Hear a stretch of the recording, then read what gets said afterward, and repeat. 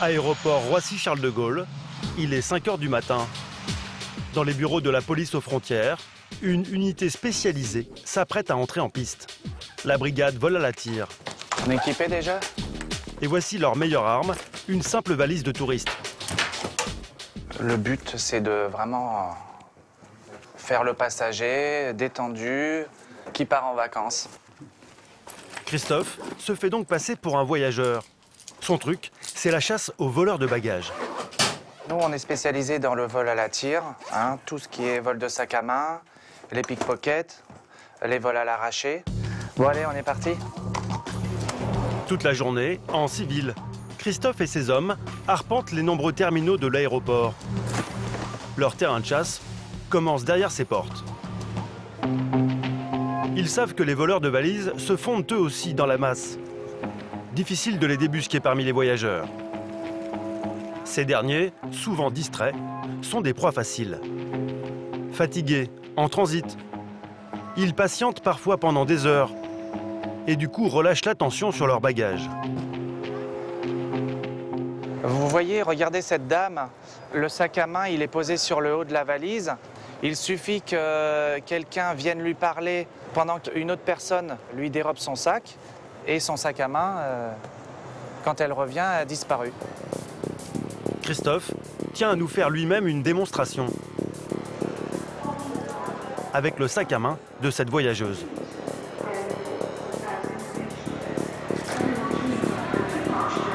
Une facilité déconcertante, là, non? Tout à fait. Ça y est, je suis parti avec une enveloppe de billets. Évidemment, Christophe n'a rien pris. C'est pourtant facile quand le sac à main est grand ouvert. Cette touriste asiatique ne s'est aperçue de rien. Si les voyageurs ne sont pas toujours vigilants, Christophe doit l'être à leur place. Dans l'après-midi, il tombe par hasard sur une vieille connaissance. C'est quelqu'un qui s'appelle Olivier. Ça fait super longtemps qu'il n'est pas monté. Ça doit faire au moins, allez, je vais te dire, 5 ans qu'il n'est pas venu ici à Roissy. C'est un voleur expérimenté de valises que Christophe connaît bien. Il en est sûr, l'homme n'est pas à l'aéroport pour partir en vacances. Il boite un petit peu, il a des lunettes de vue, il est très clair de peau, il a un petit sac en bandoulière, il a un blouson bleu marine, d'accord? L'homme fait les 100 pas. Pour Christophe, c'est certain, il va passer à l'acte. Ce voleur de longue date connaît la police. Alors pour ne pas se faire remarquer, il se grime. Avec de fausses lunettes de vue et une casquette qu'il passe son temps à enlever et à remettre. Après de longues minutes de filature, Christophe se met à l'écart dans un café. Il passe le relais à ses collègues pour ne pas se faire repérer. Ça fait à peu près une quinzaine d'années qu'il vole. Lui, il travaille au palpé avec ses doigts sans regarder pour rattraper les billets dans les sacs.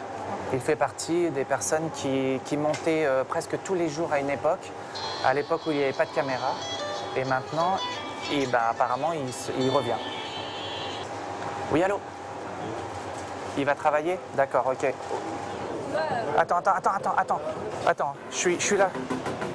Le voleur s'apprête à passer à l'action.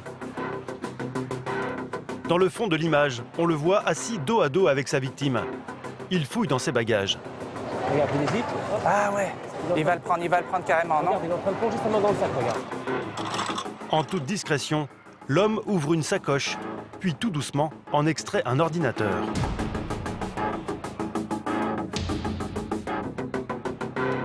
Tac, il l'a pris. C'est bon, ça a tapé, hein, ça a tapé. Christophe et ses hommes peuvent intervenir. Bouge pas! Bouge pas, c'est bon. Allez, au sol.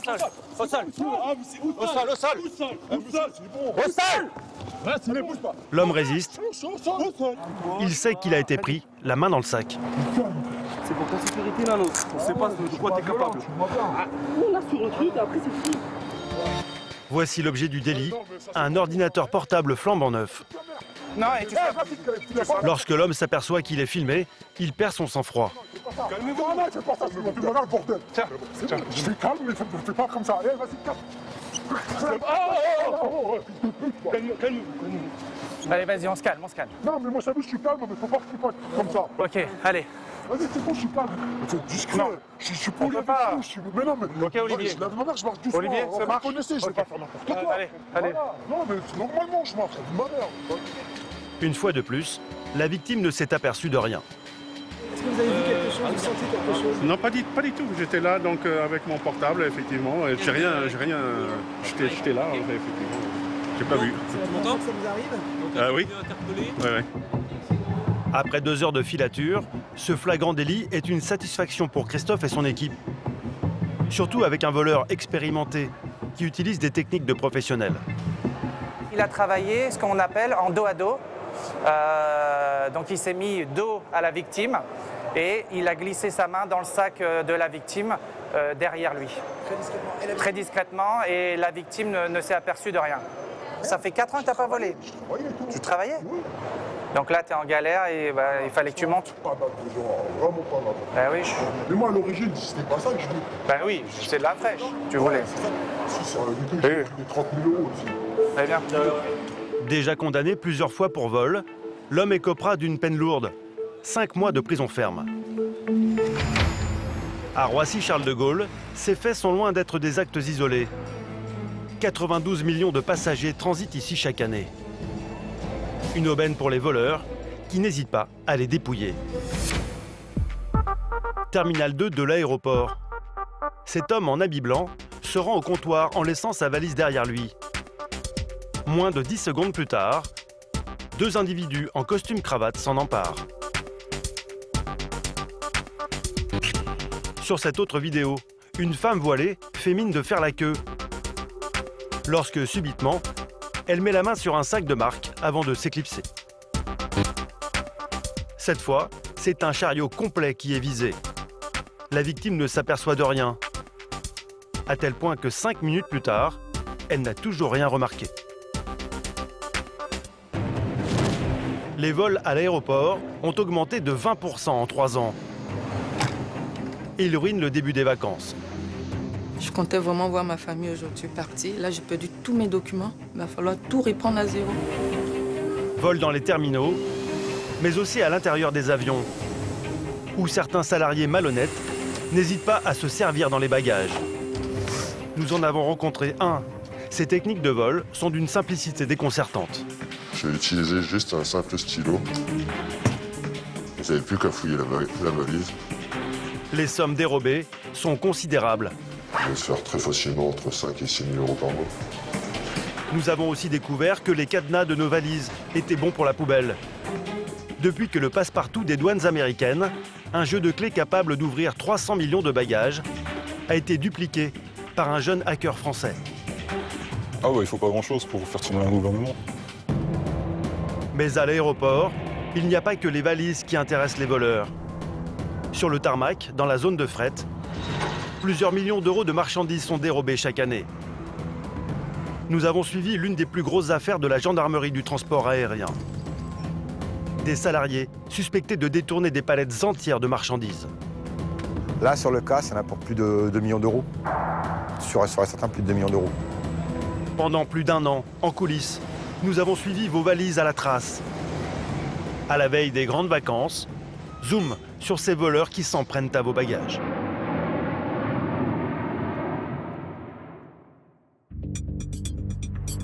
Après son interpellation musclée, Christophe, le commandant de la brigade vol à la tire, nous ramène au commissariat de l'aéroport. Il veut nous montrer son mur des célébrités. C'est ici que sont placardées les images des voleurs les plus recherchés par ses services. On peut voir quelques photos d'équipes professionnelles du vol-tir qui peuvent aller de 1 à plusieurs individus. Au maximum, généralement, ils sont 4. Depuis quelques années, les faucheurs qui lui donnent le plus de fil à retordre sont tous originaires de la même région du monde, l'Amérique du Sud.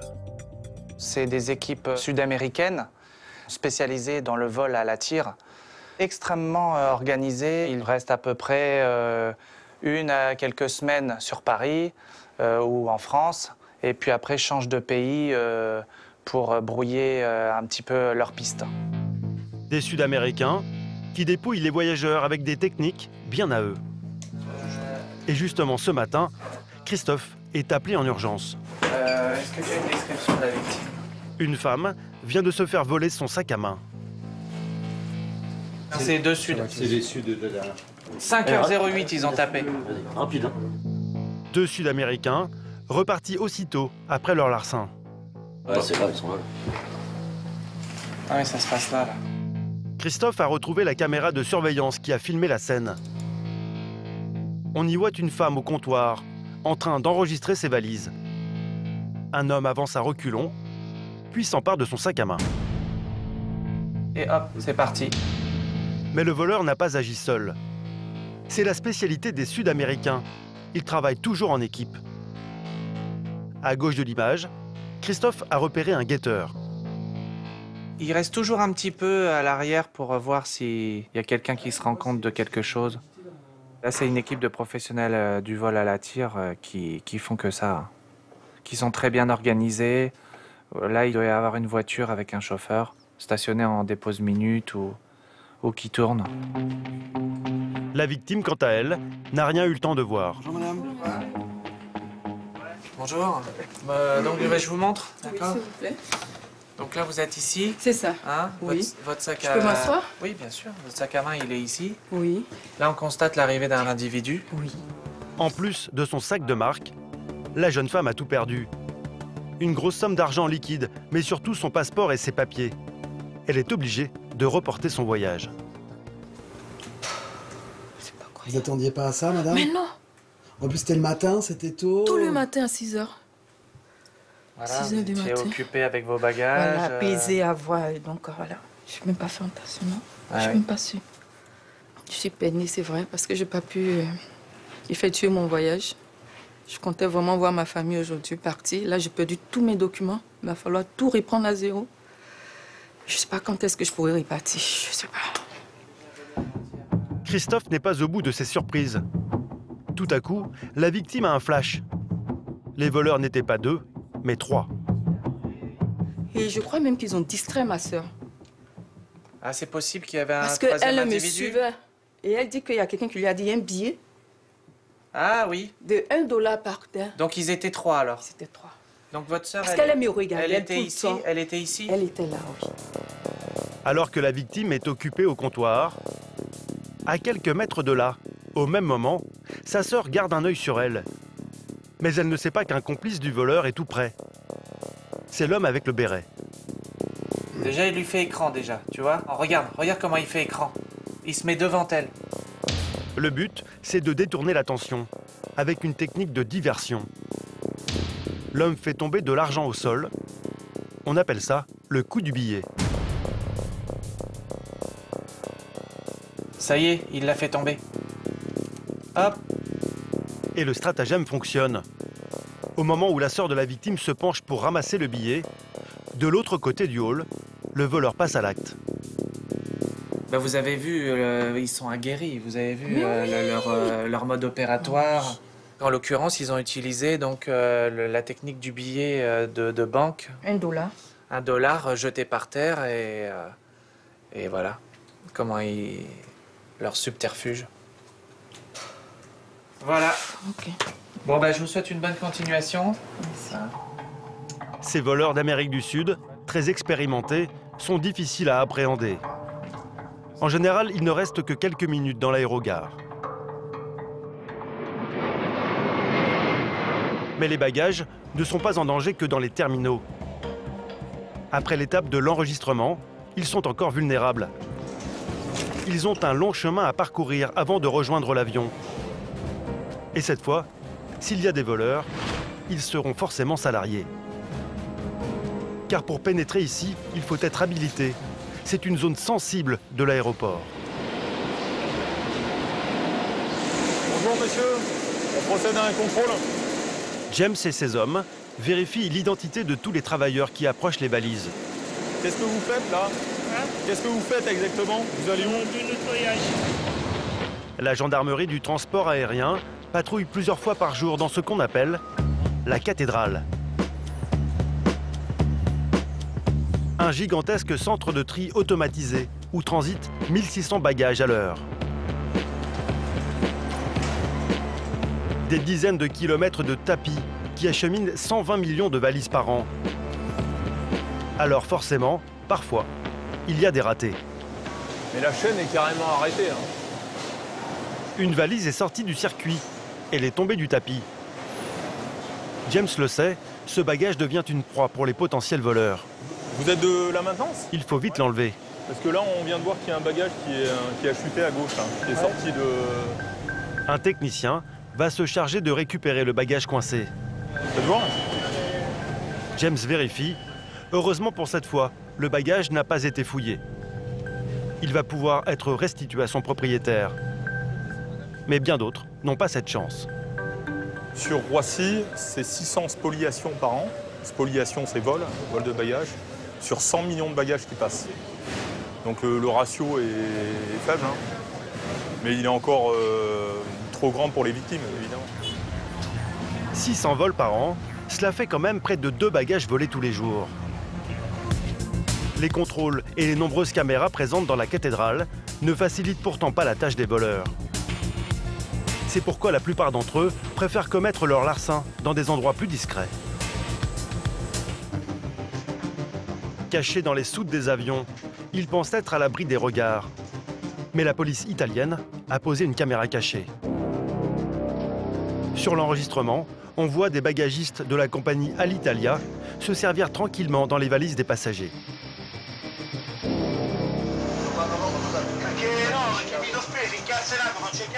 Et quand les bagages résistent, certains n'hésitent pas à utiliser les grands moyens en éventrant les valises à coups de couteau. Des méthodes brutales qui ont attiré l'attention de la police italienne. Mais le pays n'est pas le seul touché par ce fléau. Le problème est international. En France, les salariés indélicats emploient des méthodes bien plus discrètes. À 2 pas de Roissy, nous avons rendez-vous dans cet hôtel. L'homme que nous rencontrons est un ancien bagagiste. Il exige de rester anonyme. Nous l'appellerons Damien. Il a dépouillé pendant plus de 15 ans les soutes des avions. Et avec le temps, il est devenu expert en ouverture de valises. Nous lui en confions une, fermée, par cadenas. On se dit que pour l'ouvrir, il faut forcément casser le cadenas, mais il y a plusieurs techniques qui peuvent être utilisées justement pour être discret. Et pour ça, pas besoin d'une caisse à outils. Je vais utiliser juste un simple stylo. N'importe quel stylo à billes fait l'affaire. Donc vous prenez la fermeture, vous appuyez très fort. En moins d'1 seconde, la valise est ouverte, sans endommager la fermeture éclair. Vous n'avez plus qu'à fouiller la valise. Là, par exemple, ça, c'est un petit objet qui se dissimule très facilement, qui est facilement revendable. Vous le mettez dans votre poche. Une technique d'une simplicité déconcertante. Mieux encore, le voyageur ne verra même pas que son bagage a été forcé. Et après, vous prenez la fermeture.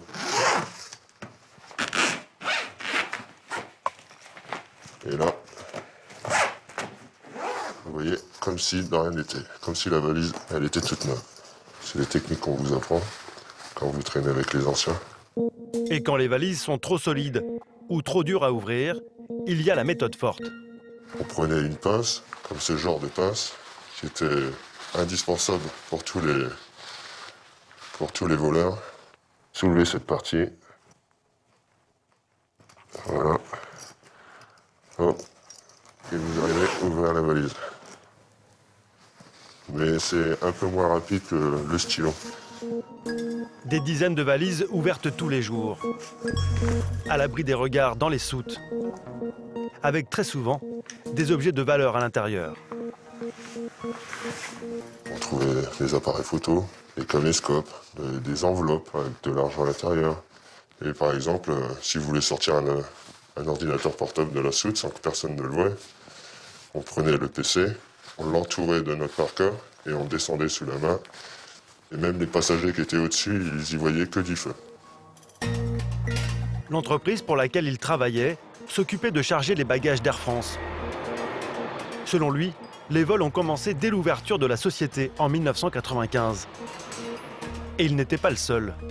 au moins un bagagiste sur 3 se servait dans les valises. Tout le monde est au courant. C'est comme dans le trafic de drogue, c'est qu'il n'y a personne qui parle. C'est l'omerta totale. Ça a duré jusqu'à temps que les gendarmes viennent faire les arrestations et les perquisitions, c'est-à-dire jusqu'en 2011. Si Damien est passé à travers les mailles du filet, 17 de ses collègues n'ont pas eu cette chance. Ils se retrouvent aujourd'hui sur le banc des accusés et risquent jusqu'à 7 ans de prison. Le procès a lieu au tribunal de Bobigny, près de Paris. Toutes les victimes sont des clients d'Air France. Alors, l'avocat de la compagnie aérienne est présent. Il est là pour tenter de préserver l'image de la société. Air France est mobilisée à côté de ses clients et elle s'attend à ce que des sanctions exemplaires soient prononcées compte tenu des agissements qui ont été commis au préjudice des passagers et d'Air France également pour son image. Parce que le préjudice, il est de combien? Vous pouvez l'estimer aujourd'hui? Le tribunal appréciera par la suite. Je vous remercie. Les bagagistes prennent place au fond de la salle d'audience. Le procès peut commencer, il va durer 3 jours. Chacun à leur tour, les 17 prévenus vont reconnaître leur participation aux nombreux vols dans les soutes. Mais tous remarquent une absence de taille, celle des responsables de leur société. Moi, quand je suis arrivé, on m'a mis au parfum directement. Ouais, on vous a dit. Ça veut dire que vous travaillez dans une société, il y a 40 bagagistes. Sur les 40, il y en a 31 qui volent. Selon lui, ces responsables étaient au courant de ces pratiques. Moi, aujourd'hui, ce que je demande, c'est comment ça se fait que les régulateurs, ils sont pas là. Parce que les régulateurs, c'était eux qui faisaient les équipes, donc ils plaçaient les voleurs avec les voleurs. Tout le monde est au courant. Les cadres de l'entreprise et le patron n'auraient rien vu pendant 16 ans. Partie civile, ils ne sont pas inquiétés dans cette affaire. Les 17 bagagistes écoperont d'une peine de 2 à 15 mois de prison avec sursis et de 400 à 4000 € d'amende. Une somme bien dérisoire au vu du préjudice estimé à plusieurs centaines de milliers d'euros. Car à en croire Damien, le bagagiste, le business était juteux. On recherchait principalement de l'argent en espèces. Et si on faisait des vols qui allaient au Moyen-Orient, on pouvait tomber sur des montres qui pouvaient valoir plusieurs dizaines de milliers d'euros. J'ai ramassé beaucoup d'argent. Sur plus de 15 ans, on va dire, on pouvait se faire très facilement entre 5 et 6 000 € par mois. Après, vous faites le calcul. Si l'on en croit Damien, en 15 ans, il aurait amassé près de 900 000 € dans les soutes des avions. C'est vrai que c'est une drogue. C'est une drogue. Une fois qu'on y a goûté, c'est comme s'il y avait des valises à nous appeler et dans notre tête, on se dit, il y a une petite voix qui nous dit ouvre la valise, regarde ce qu'il y a dedans. Et ce business n'est pas prêt de s'arrêter. Depuis quelques mois, casser les cadenas des valises est encore plus facile qu'avant, grâce à l'un des plus grands ratages de l'histoire de la sécurité aérienne. Un scénario catastrophe, digne d'un film d'espionnage. Tout commence avec les attentats de 2001. Pour améliorer la sécurité dans ces aéroports, le gouvernement américain exige que les cadenas des valises soient équipés d'un verrou, dont seul l'organisme d'État aura la clé, un peu comme un passe-partout de la Poste. Ce cadenas, le voici. Il porte le nom de TSA, comme l'agence de sécurité américaine du transport. Reconnaissable grâce à ce symbole rouge, le système est garanti sûr. Il est présent sur la plupart des bagages. Directement intégré dans les valises ou vendu à l'unité sous forme de cadenas, il y en a plus de 300 millions dans le monde. Mais problème, un hacker vient de pirater tout le système. Ce hacker est français. Il nous a fallu des mois pour le retrouver et plusieurs semaines pour le convaincre de témoigner. Il se fait appeler Xylitol et vit dans l'est de la France. Inquiété par le FBI, le jeune homme de 24 ans se fait discret. Il préfère garder l'anonymat. Tout a commencé avec cet article du Washington Post. Dans les images d'illustration, cette photo a priori anodine. C'est pourtant le jeu original de passe-partout de l'agence américaine. En voyant cela, le jeune hacker français comprend vite que la TSA vient de faire une grosse bêtise. Ça a été posté en ligne, ça a été publié dans les journaux et après ça a été retiré par le Washington Post en vitesse, sauf que vu que c'est en ligne, c'est dans les journaux, voilà. C'était trop tard. C'était trop tard. Et quand t'as vu la photo, tout de suite ça fait tilt dans ta tête? Ouais, je me suis dit direct, il y a quelque chose à faire là-dessus. Avec cette simple photo, Xylitol a une idée. Modéliser les clés en 3 dimensions pour en faire de parfaites répliques. Les imprimantes 3D sont capables de fabriquer tout type d'objets. Aucune difficulté donc pour imprimer des clés TSA qui vont ouvrir nos valises. Ça m'a pris une journée tout simplement pour modéliser toutes les clés en 3D. Et une fois que j'ai publié mes modèles, c'est la communauté qui s'est chargée du reste de tester tout ça. Moi, j'avais même pas de cadenas TSA, je savais même pas si ça marchait. Et puis c'est les autres qui ont testé pour moi, puis qui ont dit ouais, ça marche. Depuis, les internautes du monde entier se sont emparés des modèles du hacker français. Résultat, plus de 300 millions de cadenas de valises sont bons pour la poubelle. L'affaire est relayée dans le monde entier.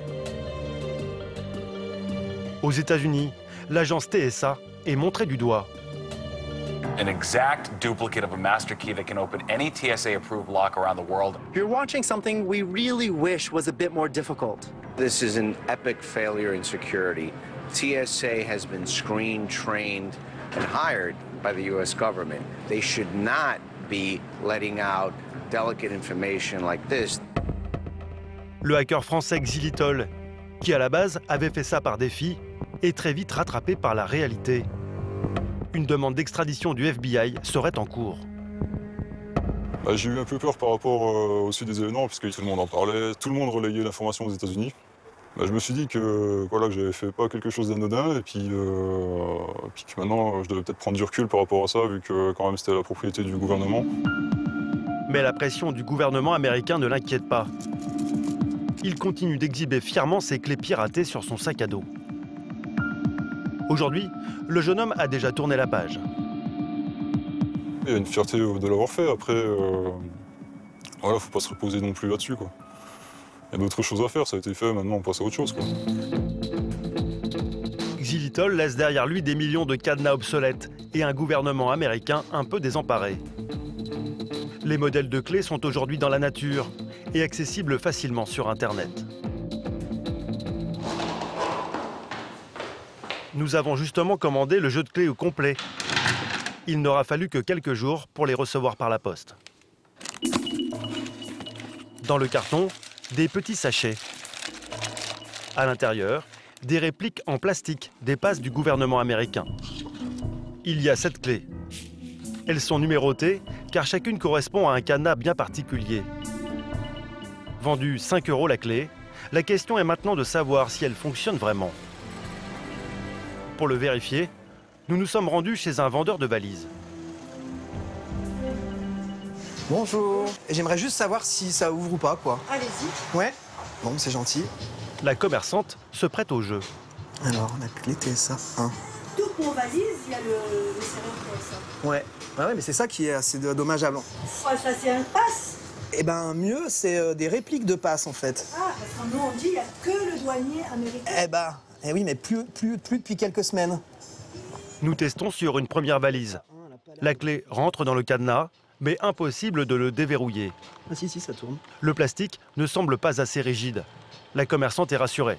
C'est notre argument de vente. C'est quoi la serrure? Est-ce qu'il y a une clé? Non, il n'y a que le douanier américain qui l'a. Ne vous en souciez pas.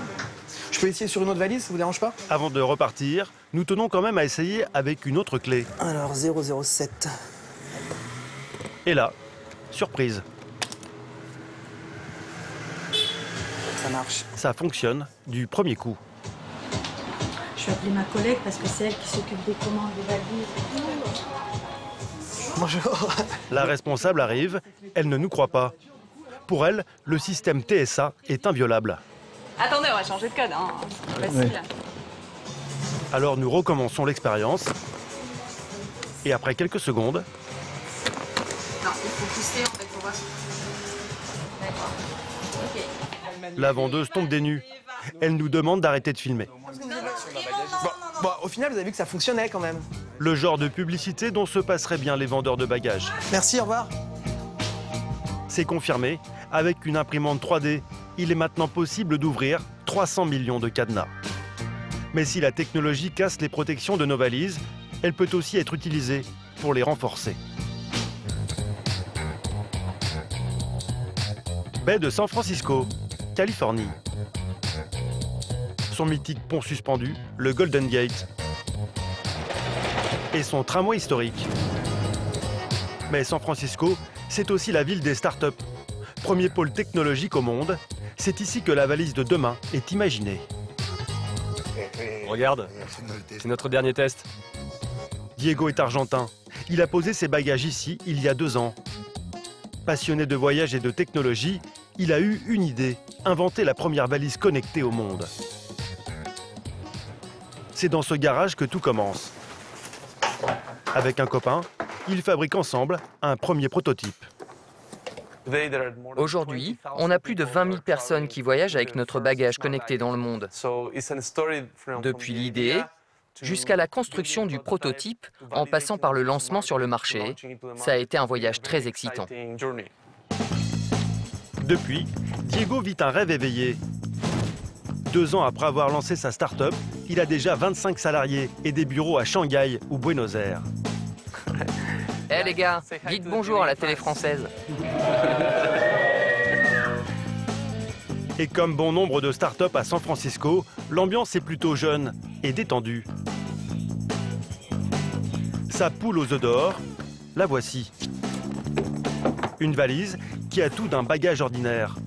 À l'intérieur, des compartiments pour ranger ses affaires. Rien de vraiment exceptionnel. Ce n'est pas un gros bagage, mais au moins, on peut l'emmener en cabine. Et pourtant, le haut de la valise est bardé de technologie anti-vol. Si la compagnie perd votre bagage ou qu'il est volé, vous pouvez voir où il se trouve directement sur votre smartphone. Diego se lance dans une démonstration. J'appuie sur ce bouton, ça ouvre une carte. Et là, vous pouvez voir la position exacte de votre bagage, en l'occurrence ici, à San Francisco. Une valise équipée d'un GPS et d'une puce téléphonique qui peut se connecter dans le monde entier, idéal en cas de perte ou de vol. Mieux encore, sa valise peut se verrouiller et se déverrouiller à distance. Quand j'appuie sur le bouton, la valise se verrouille et plus personne ne peut l'ouvrir. Diego est très à cheval sur la sécurité. Et pourtant, en regardant de plus près sa valise, on voit une petite serrure que nous connaissons bien. Celle de TSA, le verrou du gouvernement américain présent sur des millions de valises et cassé par un jeune hacker français. Aujourd'hui, les clés sont dans la nature et elles ouvrent aussi la valise super sécurisée de Diego. Oui, nous sommes au courant du problème, mais nous savons que TSA travaille à l'amélioration du système. Diego le sait, avec ce cadenas, les nombreuses protections électroniques de sa valise ne servent plus à rien. Gêné, il ne sait pas quoi répondre.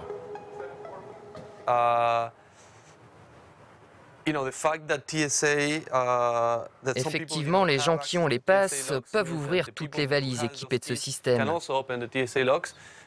Mais je suis sûr que TSA va trouver une solution. 25 millions de bagages sont perdus ou volés chaque année. Et la valise connectée ne semble pas être encore la solution miracle. Mais le vol de valises n'est qu'une petite partie des sommes dérobées. À Roissy-Charles de Gaulle, les plus gros pillages ne se font ni dans les terminaux, ni dans les soutes, mais à même le tarmac, sur les pistes de l'aéroport, là où transitent les marchandises. Ici, dans la zone de fret, les préjudices peuvent atteindre plusieurs millions d'euros. C'est pourtant, soi-disant, l'un des lieux les plus sécurisés de France. Bonjour. Alors. Même lorsqu'on est gendarme, il faut montrer patte blanche. Alors là, je présente les autorisations du véhicule. Merci. Impossible d'entrer sans autorisation. Les agents de sécurité filtrent toutes les entrées et l'accès aux pistes. Voilà, là, on est côté piste. Donc, les véhicules classiques sont fouillés de façon à vérifier s'il n'y a pas d'objet interdit qui pénètre côté piste. Il en est de même pour les personnes. Une sécurité renforcée, car ici, nous sommes au plus près des avions. mais aussi près d'endroits très stratégiques, comme ces hangars géants. Tous les ans, y transitent plus de 200 milliards d'euros de fret. C'est le plus grand centre de transit de marchandises d'Europe. De quoi attiser les convoitises. Il y a des marchandises dérobées qui sont effectivement prépondérantes. Ce sont celles qu'on vulgairement on peut appeler de haute valeur ajoutée. Produits électroniques, téléphones notamment, mais aussi ce que la France sait faire, c'est-à-dire le luxe, maroquinerie, effets vestimentaires. À la gendarmerie des transports aériens, un service spécialisé ne travaille que sur le tarmac de l'aéroport. Et en ce moment, ils ont fort à faire. Les vols de marchandises explosent et les dossiers s'accumulent. Tu vois, c'est pas sur leur axe habituel, quoi. Très clairement, quoi. Jacques est sur une affaire de taille. Une entreprise dont les marchandises disparaissent mystérieusement. Après des semaines d'enquête, il a compris que les vols sont commis par les salariés eux-mêmes. Toute l'entreprise serait organisée pour piller les cargaisons de fret. Ils sont bien dans une équipe constituée, bien organisée, qui part depuis donc une tête de réseau qui elle, est responsable de service. Et ça redescend jusqu'au cariste, au manutentionnaire. Voilà, chacun a un rôle bien particulier. La tête de réseau présumée, la voici. Inconnue de la police, c'est une femme d'une quarantaine d'années, cadre de la société. Et pourtant, sur ces clichés, on la voit charger discrètement avec un complice des sacs remplis de produits de luxe volés. En échange, l'organisatrice du réseau reçoit une enveloppe remplie d'argent liquide. On a des fois des enveloppes qui remontent avec voilà, de 2000 € par semaine sur un receleur. Avec ces larcins, la jeune femme empocherait en moyenne 8000 € par mois, en plus de son salaire. Mais elle en veut toujours plus. Alors fini les petits cartons, depuis quelques jours, elle cible les grosses livraisons. Et justement, une cargaison complète de sacs de luxe vient de disparaître. Yes. Il vient de me rappeler, je l'ai appelé pour une connerie, je me suis trompé. Et puis il vient de me rappeler, il fait au fait, je viens de constater, checker mes mails, et je viens de constater qu'il y a 6 cartons de Louis Vuitton qui sont arrivés vides à Singapour. Donc ont probablement disparu ce week-end.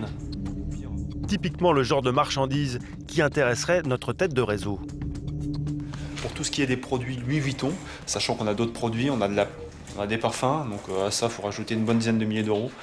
Et on a d'autres cartons aussi là, dont l'estimation va nous parvenir dans les prochaines heures. Donc on est, je pense au bas mot, à 50 000 € en matière volée, détournée. La jeune femme l'ignore, mais elle est placée sur écoute téléphonique. Et le moins que l'on puisse dire, c'est qu'elle ne manque pas de culot. Elle est en train d'appeler le siège de la marque de luxe, celle qui vient de se faire dérober de nombreux sacs. Merci de bien vouloir patienter. Louis Vuitton, service client, bonjour. Vous parlez avec Cyril, en quoi puis-je vous renseigner? Oui, bonjour. J'aurais voulu avoir des tarifs, s'il vous plaît, sur des produits que j'ai vus. Elle veut des informations sur une référence bien précise de sac. 50N 51205. C'est le modèle de sac de luxe dont une palette entière a disparu. Alors, Hampstead en damier à une valeur de 1020 €. Elle appelle directement l'entreprise Louis Vuitton pour connaître le tarif de magasin de ses produits, de façon à savoir à qu'est-ce qu'elle peut revendre elle-même. Autant d'éléments qui accablent la jeune femme. Ok. Pour la prendre la main dans le sac, Jacques va devoir installer un dispositif bien particulier. Une caméra de surveillance qui filmera 24 heures sur 24 l'entreprise située sur le tarmac de l'aéroport. Mais avant cela, il faut trouver le bon point d'observation. Tu sais que c'est génial, hein, cette végétation pour planquer un truc, ça va être bien ça. Pour faire un camouflage avec ça, c'est génial, quoi. Toi, tu sais que ça bouge plus. Hein. Direction un monticule de terre avec de la végétation. Un endroit reculé, difficile d'accès. Je pense qu'on a un bon endroit parce que là où le camion est stationné, en fait voilà, la zone litigieuse commence vraiment à cet endroit-là. Ah ouais, là c'est bien. Hein. Là franchement on est bien. De quoi suivre les moindres faits et gestes de celle que l'on présente comme la suspecte numéro 1. Jacques préfère ne pas montrer l'installation de son dispositif. Une vidéosurveillance pour faire tomber ce réseau qui dépouille les marchandises de l'aéroport. Et rapidement, ces vidéos vont se révéler très instructives. Sur la première, Jacques découvre la responsable de service qui remplit son coffre. À nouveau, des produits de luxe. Ce sont des parfums volés. Voilà. Là, on voit qu'il y en a un colis blanc là, qui est tombé. Et on sait que sur des communications, elle disait que les emballages des parfums étaient blancs. Donc on sait que c'est des parfums Dior là, qu'elle a dans sa voiture. La jeune femme agit en toute décontraction. Mais comment arrive-t-elle à faire sortir tous ces produits du tarmac? Jacques va comprendre son petit manège avec cette deuxième vidéo. Les palettes de marchandises sont acheminées jusqu'aux soutes des avions avec un système de chariot. Mais ce jour-là, sans raison apparente, un manutentionnaire prélève un carton, le pose au beau milieu de la piste. Ce colis n'a rien à faire là. Puis s'en va. Voilà, c'est le moment où on a un gars qui va arriver, donc un autre chariot élévateur. Un deuxième manutentionnaire récupère le carton et va le cacher à l'abri des regards dans cet entrepôt. Voilà comment la marchandise est sortie du circuit. Avec son statut de cadre, la tête de réseau n'a aucun mal à falsifier les bons de transport pour que le vol passe inaperçu. Elle a fait en sorte que ce colis finalement soit un colis qui quelque part est non répertorié. Donc elle va le mettre dans une zone qui s'appelle la zone excédent. Et de cette zone-là, après, ils vont pouvoir accéder à ces colis, voir ce qu'il y a dedans et éventuellement prendre des petits paquets à l'intérieur. Jacques manque encore de preuves matérielles, mais son enquête progresse bien. Il est pourtant loin de se douter de la tournure que va prendre l'affaire. Car la jeune femme en veut toujours plus.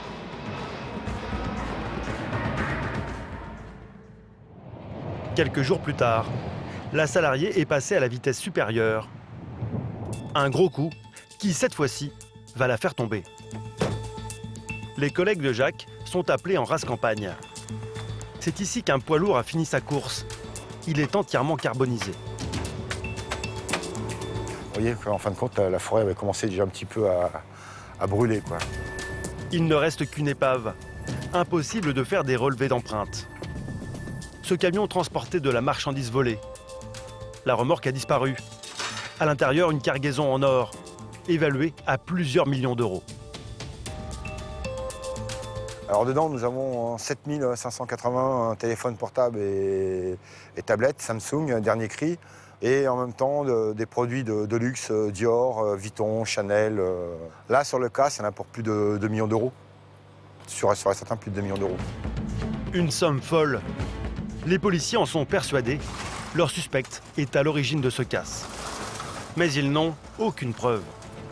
La remorque et sa marchandise se sont volatilisées dans la nature.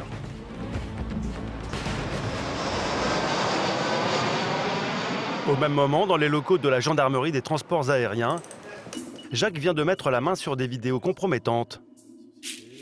On y voit le camion de marchandises volées quitter tranquillement l'entreprise de la jeune femme. Et nouvelle information, il y a 2 véhicules. Vous avez donc notre camion qui arrive du fond, là, qui a chargé et qui va ensuite partir avec le scooter pour escorte. Grâce aux différentes vidéos de l'aéroport, Jacques est parvenu à relever la plaque d'immatriculation du scooter. Une information essentielle qui lui permet d'identifier le chauffeur. Et le moins qu'on puisse dire, c'est que ce n'est pas un tendre. Là, il se retrouve à travailler avec quelqu'un qui est issu du grand banditisme. Pour nous, il est dangereux puisqu'il est connu pour des braquages, notamment fourgon blindé. Donc à partir de là, les hommes qui montent sur des braquages au fourgon blindé, ce sont des hommes qui sont généralement armés d'armes de guerre, très clairement, donc qui sont déterminés. Avec le recrutement d'un homme venu du grand banditisme, la tête de réseau n'a plus de limite. Il faut à tout prix l'arrêter avec ses complices.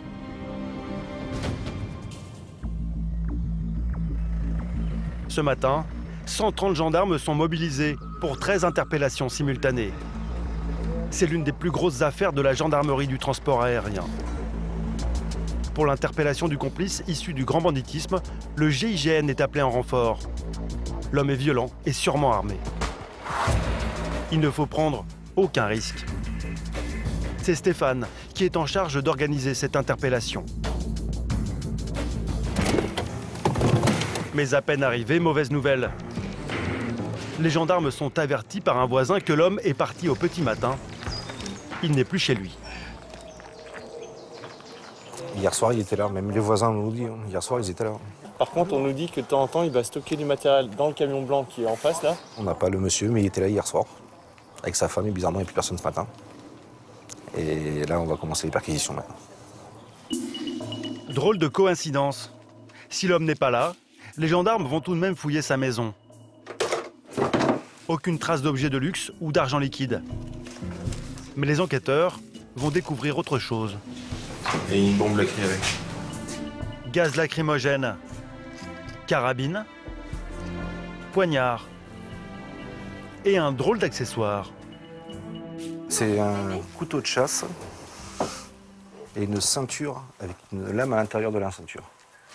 C'est pas tout le monde qui, s'amuse à avoir ça chez lui. Ah ouais. Incroyable. J'avais jamais vu un truc pareil.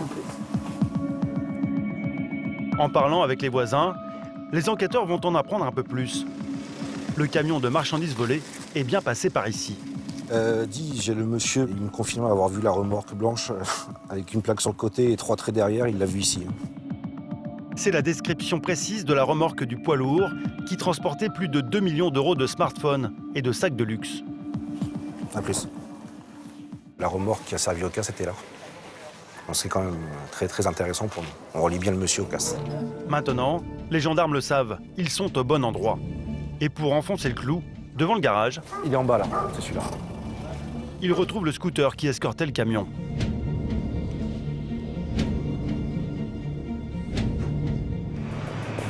Au même moment, à l'aéroport Roissy-Charles de Gaulle, la tête de réseau est sur le point d'être interpellée. Pour rassembler un maximum de documents, les enquêteurs viennent l'accueillir directement sur son lieu de travail.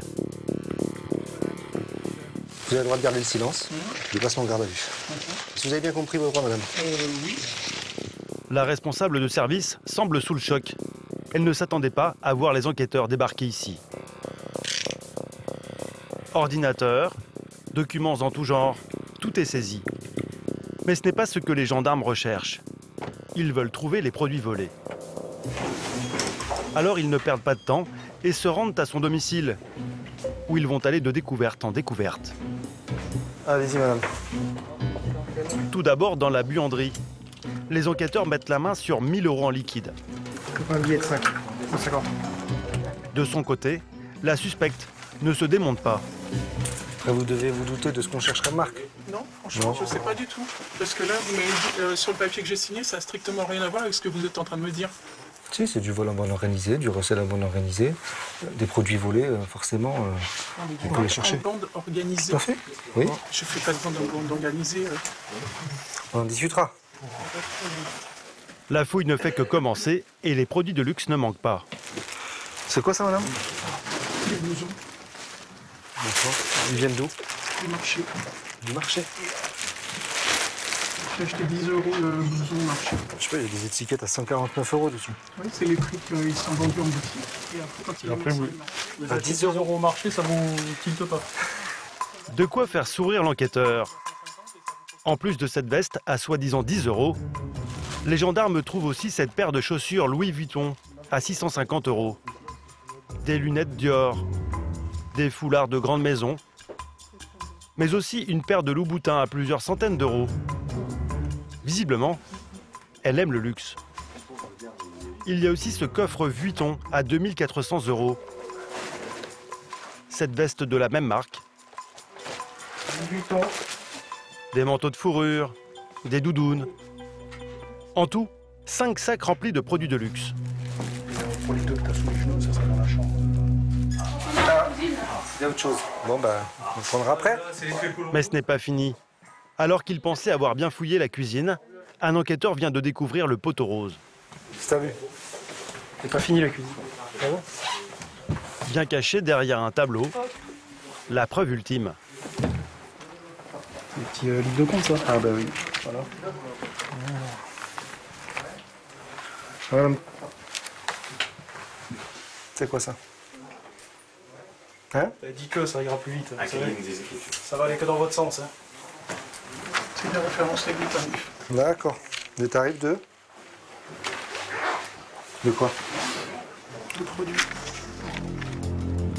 Toute la comptabilité. 12 000 € de référence simplement sur cette page.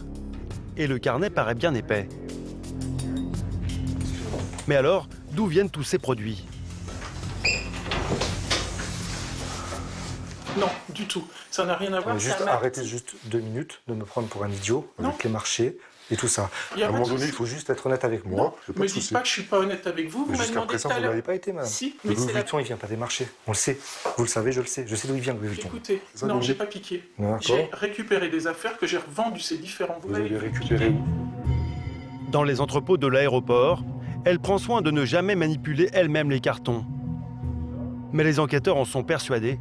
La jeune femme est bien le cerveau de l'organisation. Moi, je vais être clair aussi direct. Oui, je sais que je suis très mal.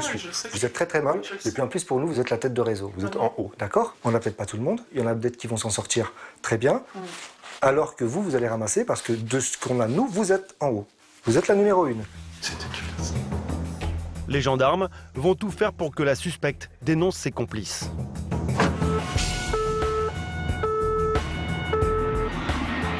Mais ils veulent surtout savoir où est passée la remorque du camion contenant les 2 millions € de marchandises. Dès le début de l'audition, la mère de famille passe à table. Elle avoue tout. Je ne sais pas comment j'ai fait, quand je suis venu avec ça, je suis venu avec eux sur les pistes et je me suis servi. On a ramené les cartons et puis chacun servait et chacun... En moins de 10 minutes, elle va détailler ses premiers aveux.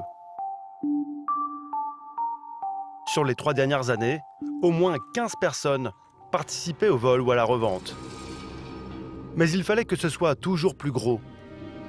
Alors la responsable a fait appel à un caïd venu du grand banditisme.